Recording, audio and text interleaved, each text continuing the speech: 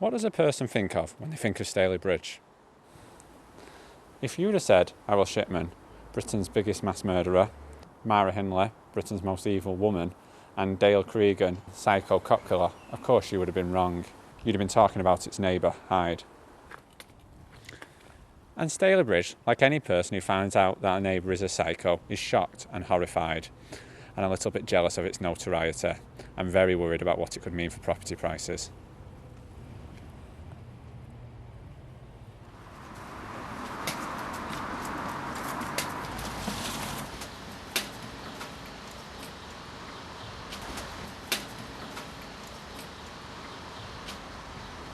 If you would have said closed libraries, closed Icelands and closed colleges and modernist bus stations, you would still be wrong. This is still Hyde. This modernist bus station is viewable from the motorway, meaning you don't even have to visit Hyde to see it. If you would have said pubs on railway stations, the shortest named pub in the country, or the longest named pub in the country, and statues to English folklore idols, you'd have been correct. This is Jack Judge, and if you're not sure who Jack Judge is, you're not alone. But he wrote the wartime folk song, It's a Long Way to Tipperary.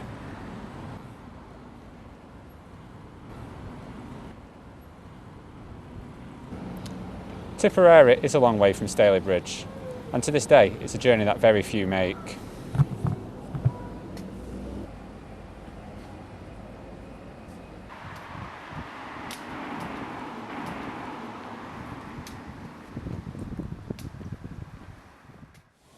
While Stalybridge has Jack Judge, Hyde can lay claim to British working class artist Lowry. While Jack Judge is no singing heavyweight like Guthrie, Seagar or Oakes, at least he did not take 4,000 years of art tradition and turn it into stick men, stick women and stick dogs. Vermeer and Miro have very little to fear from Lowry. Would you not agree?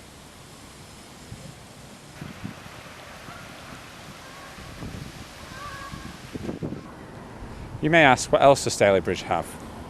It has this sundial. With Stalybridge being placed on the hilly east side of Manchester, it was a very brave civil engineering choice, with some being in very short supply. But it does provide a nice break from the Tesco placed along the canal this side, and the Aldi placed along the canal this side. Stalybridge, locally, has the honour of being known as Staley Vegas, all the time avoiding the gentrification and familyfication of Las Vegas. This is still somewhere you wouldn't want to bring your wife and children, for what happens in Staley Vegas stays in Staley Vegas, and it is very rarely sexy, but always something you'd want to forget.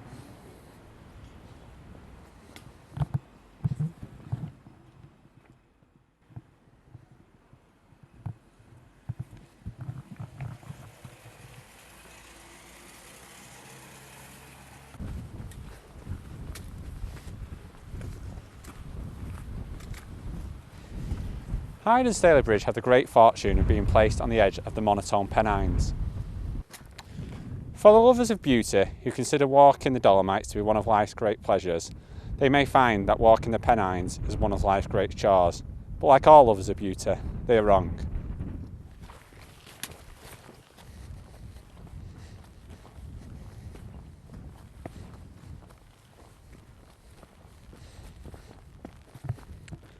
While its flat-top, peat-bog hills give you no views and vistas and all the pleasure of walking on the spot, there is beauty in this.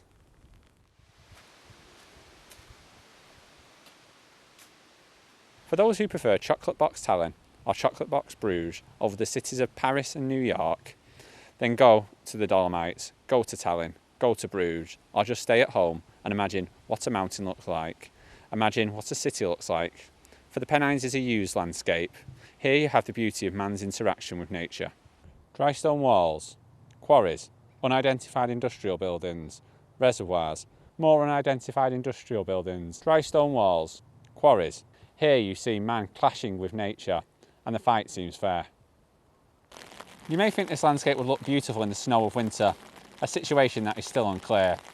East Manchester has a unique microclimate that allows for virtually constant rain. The Mancunians have no words for snow, but 50 for rain. You may think this landscape is beautiful in the sun of summer. Again, a situation that is unclear. This documentary is being filmed at the end of July, the hottest July on record thanks to global warming.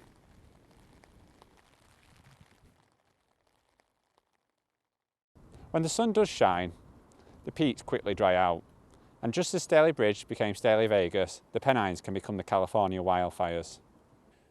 The Americification of the Pennines doesn't start and end with the peat bog wildfires.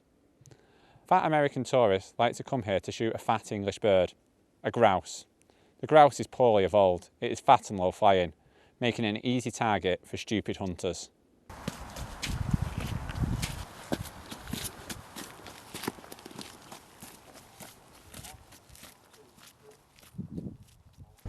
Anyway, back to Hyde and Stalybridge.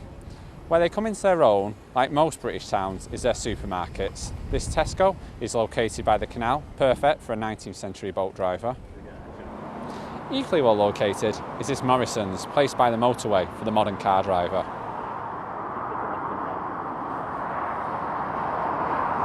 But Hyde's best located supermarket is this Asda, which is conveniently located next to this mosque. Apart from the supermarket, Hyde's other great 21st century success, if you don't count Shane Ward's X Factor win, and I don't, is Ricky Hatton, a former boxing world champion who has fought in far-flung locations like Las Vegas. That's not Staley Vegas. Hyde has fought no reason to erect a statue to its former world champion, unlike Philadelphia, which has erected a statue to its fictional world champion, Rocky Balboa.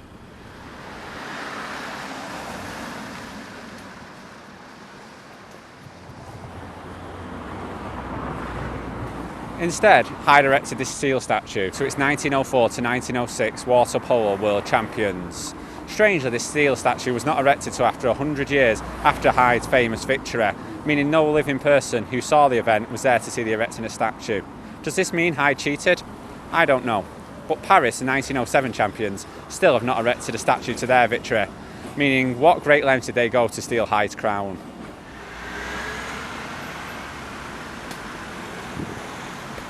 Does this make Hyde Tameside's second town? Hyde and Stalybridge could only dream of having an IKEA, Metrolink or Cineworld like Tameside's premier town, Ashton-under-Lyne.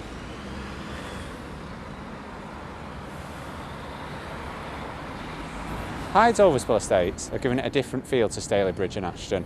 More success, but maybe more failure as well. Jack Judge understood this best when writing his song A Long Way to Tipperary. Goodbye Clarendon College, goodbye Amenity Square. It's a long way to Tipperary, but my true love lives there.